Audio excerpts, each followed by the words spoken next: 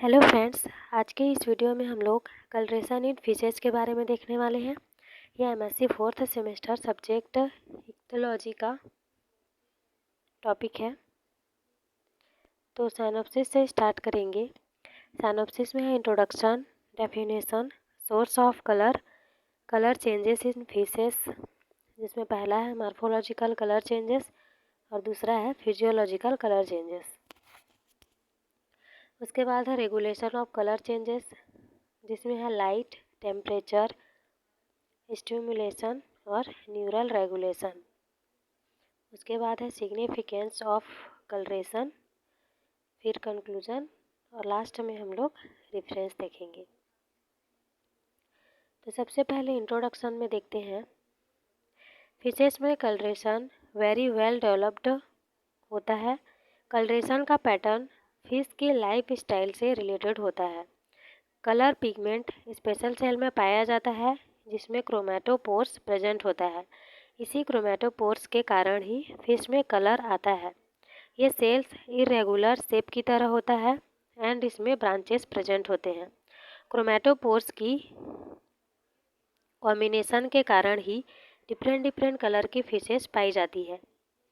क्रोमैटोपोर pigment की help से many fishes expanding and contracting के थ्रू कलर को रैपिडली चेंज करते हैं।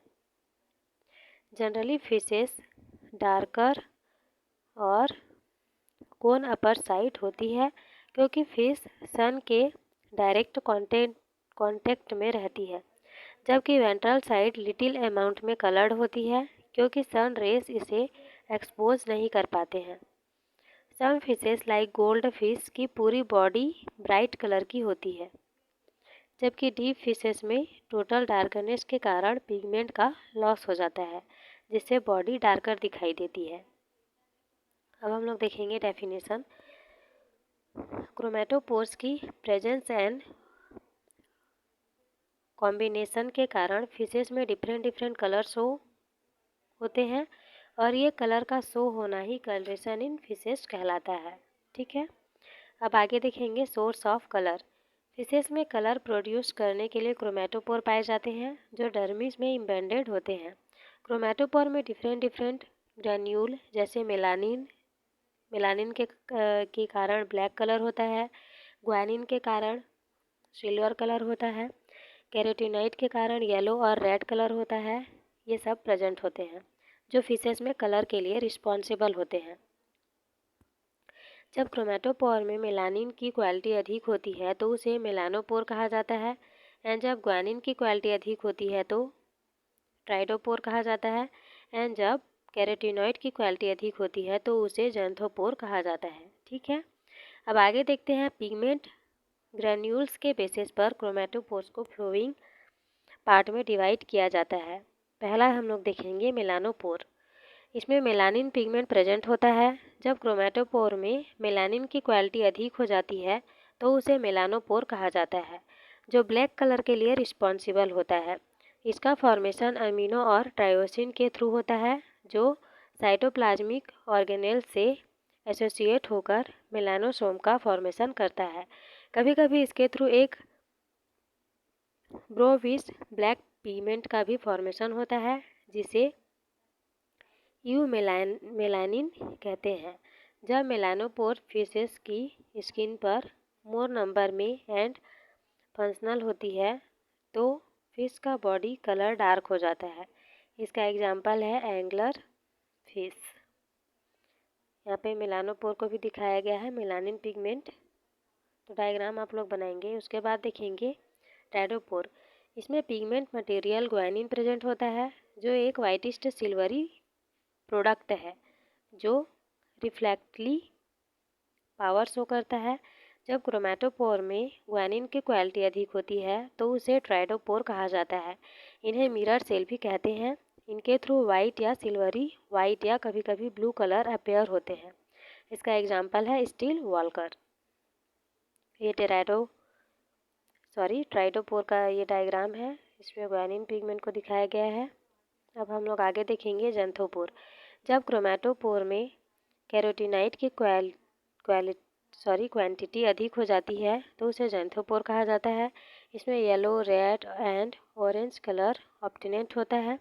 ये प्लांट में भी पाया जाता है, लेकिन फिशेस भी इसे सिंथेसिस करने में कैपेबल होती है। यहाँ पे ज़ैंथोपोर का डायग्राम है और इसमें कैरोटीनॉइड पिगमेंट को दिखाया गया है।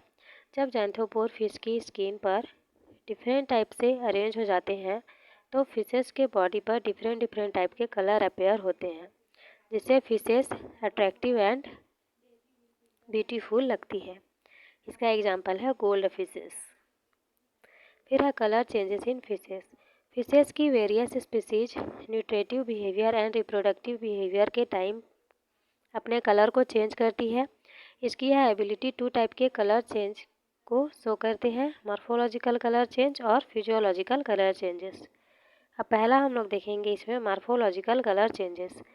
ये फिशेस एंड इनकी सेल में पिगमेंट की क्वांटिटी पर बेस्ड होती है।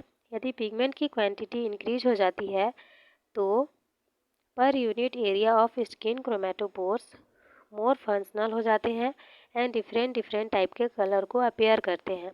मॉर्फोलॉजिकल कलर चेंजेस फिशेस की एज, हेल्थ, इमोशन पर डिपेंड करती है। अब आगे देखेंगे फिजियोलॉजिकल कलर चेंजेस। क्रोमेटोपोर के अंदर पिगमेंट ग्रेन्यूल की कॉन्सेंट्रेशन फिशेस के कलर पैटर्न को चेंजेस करने के लिए रिस्पॉन्सिबल होती है। यदि क्रोमेटोपोर्स डिसअपेयर हो जाते हैं तो फिश मोर कलरेशन प्रोड्यूस करती है एंड ये डांस हो जाते हैं, तो इनके कलर ग्रेजुअली डल होने लगते हैं। अब हम लोग आगे देखेंगे regulation in colour changes. Fishes के कलर पैटर्न को रेगुलेट करने के लिए फ्लोइंग फैक्ट रिस्पॉन्सिबल होते हैं, जिसमें सबसे पहला है लाइट।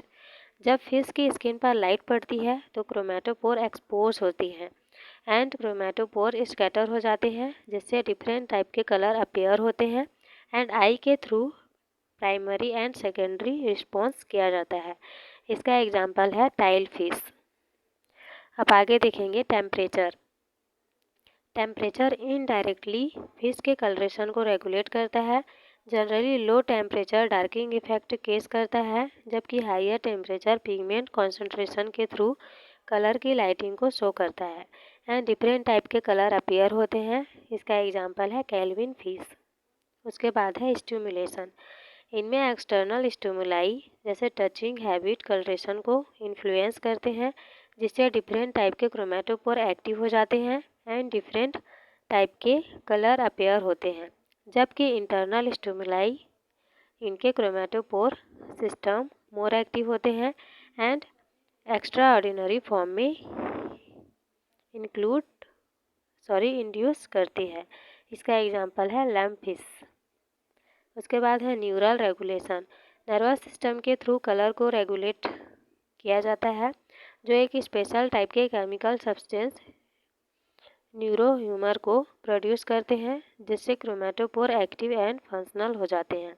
इसका एग्जांपल है म्यूरल फिश। उसके बाद हम लोग देखेंगे सिग्निफिकेंस ऑफ कलरेशन। तो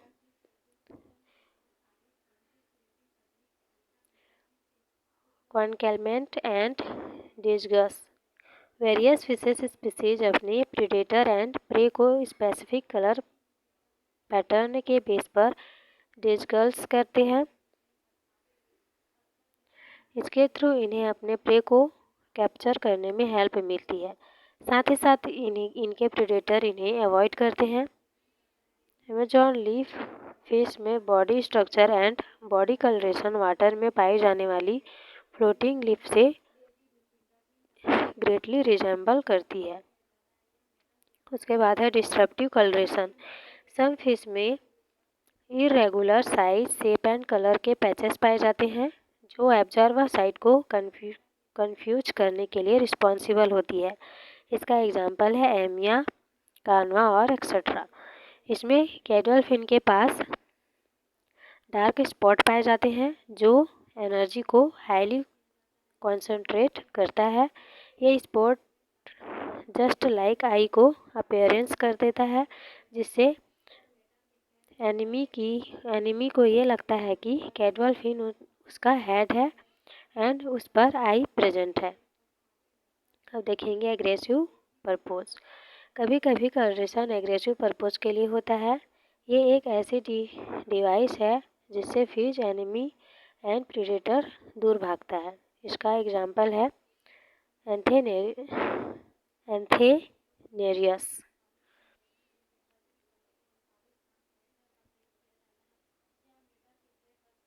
जो स्लगी सूरत हैबिट को रिप्रेजेंट करती है, जो बॉडी पर प्रेजेंट स्ट्रेसन पत्तियों की हेल्प से अपने आप को एक्वेटिक ड्राई वीड में मोरेबल होते हैं, जिससे ये प्रे को अट्रैक्ट कर सकते हैं। जैसे ही प्रे स्पाइन के ऊपर अटैच्ड हो जाता है, वैसे ही माउथ में ड्रे कर दिया जाता है। इसके बाद है कोर्टशिप पैटर्न। कलरेशन अपने मेल को अट्रैक्ट करने के लिए इम्पोर्टेंट रोल प्ले करता है। इसका एग्जाम्पल है गैस्ट्रिनो स्ट्रेस। इसमें ब्रीडिंग सीजन के टाइम बॉडी के कलर में चेंजेस आते हैं।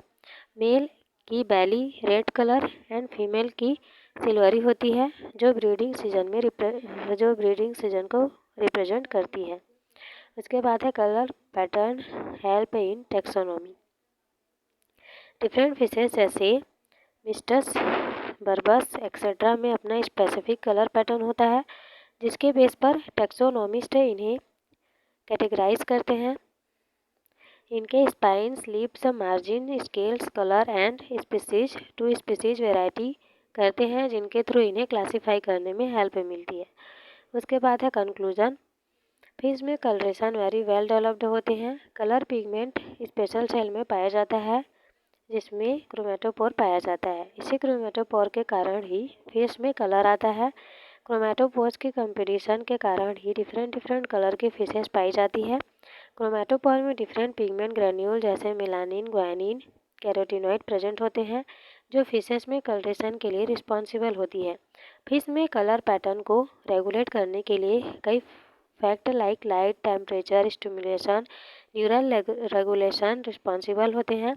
कलरेशन के मैनी सिग्निफिकेंस होते हैं, कॉन्सेलमेंट एंड डिस्गस और disruptive colouration, aggressive purpose, courtship pattern, colour pattern help in taxonomy. उसके बाद है रेफरेंस। तो रेफरेंस में आप लोग बाई नेट लिख सकते हैं। वीडियो अच्छा लगा हो तो लाइक कर देना, शेयर कर देना और सब्सक्राइब कर देना। And thank you for watching.